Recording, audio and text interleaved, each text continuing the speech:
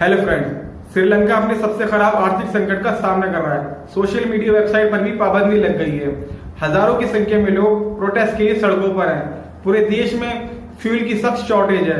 यहाँ तक कि बेसिक प्रोडक्ट्स जैसे चीनी, दालें, दवाइयाँ, इन सब बेसिक आइटम्स को भी अनफॉर्चुनेटली बाहर देशों से इंपोर्ट करना पड़ रहा है। और लो करेंसी रिजर्व की वजह से इन बेसिक आइटम्स को इंपोर्ट करने में काफी प्रॉब्लम हो रही है, जिससे देश के अंदर इन बेसिक आइटम के दाम काफी तेजी से बढ़ रहे हैं। सिर्फ पिछले महीने में 25% इन्फ्लेशन हुआ, जिससे लोगों को इन बेसिक आइटम को खरीदने में काफी प्रॉब्लम हुई। श्रीलंका के फॉरेन करेंसी रिजर्व फरवरी के महीने में सिर्फ $2.3 बिलियन थे। जनवरी 2020 से कंपेयर करें तो 70% से नीचे गिर चुके हैं। किसी भी देश में फॉरेन करेंसी रिजर्व कम होने का मतलब देश के लिए बाहर से सामान इंपोर्ट करना काफी मुश्किल हो जाता है। श्रीलंका के आज के दिन की फॉरेन करेंसी रिजर्व इतने कम बचे हैं कि वो 1 महीने के सामान इंपोर्ट कर सकते हैं अपने देश में। इतने ज्यादा पावर कट हो रहे हैं कि श्रीलंका के पावर मिनिस्टर ने ऑफिशियल से कहा कि सड़कों पर स्ट्रीट लाइट को बंद कर दो बिजली बचाने के लिए, क्योंकि सिर्फ 4 घंटे ही बिजली आ रही है। टूरिज्म जो श्रीलंका के जीडीपी का 10% से ज्यादा है, 3 मेन कंट्रीज इंडिया, रशिया और यूके के विजिटर्स को खोने के बाद काफी दुखी है। रशिया यूक्रेन वॉर के बाद कच्चे तेल, सनफ्लावर ऑयल और गेहूं की कीमतों में भारी इन्फ्लेशन हुई। कच्चे तेल की कीमतें 14 सालों में रिकॉर्ड तोड़ ऊंचाई पर पहुंची और कीमतें क्राइसिस के चरम पर $125 प्रति बैरल से ज्यादा बढ़ी। भारत ने $500 बिलियन की लाइन ऑफ क्रेडिट के वादे के तहत 40,000 मैट्रिक टन डीजल सप्लाई करके अपने पड़ोसी देश की मदद की। भारत ने पिछले 50 दिनों में अब तक 2 लाख मैट्रिक टन से ज्यादा फ्यूल सप्लाई की। एग्रीकल्चर सेक्टर में भी काफी क्राइसिस आया, क्योंकि पिछले साल 100% ऑर्गेनिक प्रोडक्ट बनाने के लिए सभी केमिकल फर्टिलाइजर पर प्रतिबंध लगाने के राजपक्षे सरकार के फैसले ने देश में कृषि उत्पादन को काफी बुरी तरह प्रभावित किया। मार्च 2022 में कुछ स्कूल ने श्रीलंका में अनाउंस किया कि वे एग्जामिनेशन को पोस्टपोन कर देंगे ड्यू टू पेपर शॉर्टेज, और मेडिसिन की शॉर्टेज की वजह से हॉस्पिटल्स को बंद कर दिया। श्रीलंका की इकोनॉमिक क्राइसिस चाइना के डेट ट्रैप डिप्लोमेसी की वजह से भी हो सकती है।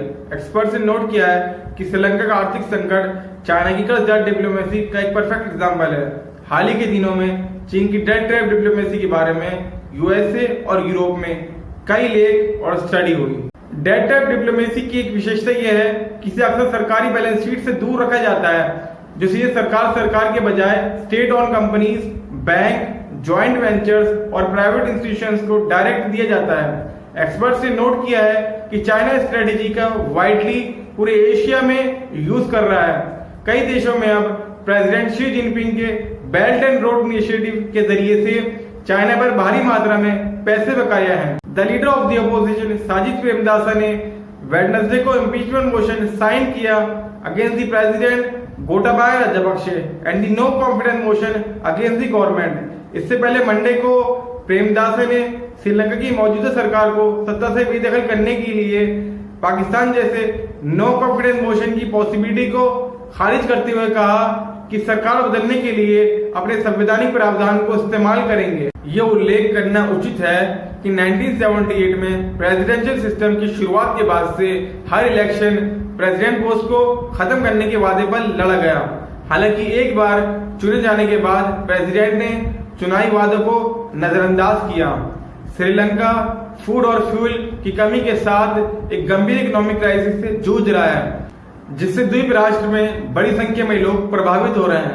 एसेंशियल गुड्स की शॉर्टेज ने श्रीलंका को फ्रेंडली कंट्रीज से मदद लेने के लिए मजबूर किया। श्रीलंका ने अपने $51 अरब के विदेशी कर्ज में डिफॉल्ट की घोषणा के बाद वेडनेसडे को अपने सिटीजन से आग्रह किया कि वे अपने घरों में पैसे भेजें ताकि फूड और फ्यूल की पेमेंट में मदद कर सकें। इंडिया श्रीलंका की एक और $2 बिलियन की फॉरेन हेल्प देने के लिए तैयार है, जबकि फूड और फ्यूल के साथ द्वीप राष्ट्र का समर्थन भी किया। 1948 में इंडिपेंडेंस की बाद से सबसे खराब इकोनॉमिक क्राइसिस से जूझ रहा श्रीलंका अपने पहले क्रेडिट डिफॉल्ट के कगार पर इंडिया और चाइना सहित फ्रेंडली कंट्रीज से क्रेडिट लाइन के लिए कह रहा है। श्रीलंका के सेंट्रल बैंक ने ट्यूसडे को कहा कि एक्सटर्नल डेब्ट को रिपे करना चैलेंजिंग और इम्पॉसिबल हो गया है, क्योंकि वो फ्यूल जैसी एसेंशियल कमोडिटीज के इंपोर्ट के लिए अपने घटते फॉरेन एक्सचेंज रिजर्व का यूज करने की कोशिश करेगा। इसी बीच इंडिया की कोशिश रहेगी कि श्रीलंका का ह्यूमैनिटेरियन सपोर्ट करके चाइना के इन्फ्लुएंस को कम करे। अगर ये वीडियो इन्फॉर्मेटिव लगे तो वीडियो को शेयर करें, चैनल को सब्सक्राइब करें।